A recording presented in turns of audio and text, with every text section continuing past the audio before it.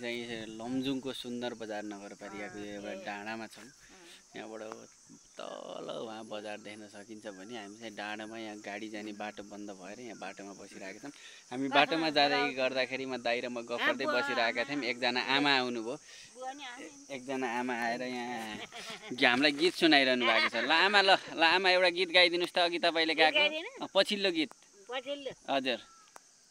गर्ता कसको बडा तराको गेरु कमेरो धरी हुन्छन् त छोरी बालाई बिरुवा नराउन बिलव गरी जैसीका पनि हुन्छन् छोरी बिरुवा नराउन बिलव गरी कर्मीका गरनी जल्दका छैन यतामा शिव छैन कि कर्मीका गरनी जल्दका छैन हातमा शिव छैन कि जैसीका पनि हुन्छन् छोरी बिरुवा हेराउन जान्दैनन् कि जैसीका पनि हुन्छन् छोरी बिरुवा हेराउन जान्दैनन् कि झिलझिल परेका गना यसै सरिलामा घर उजेलो थियो झिलझिल परेका गना यसै सरिलामा घर उजेलो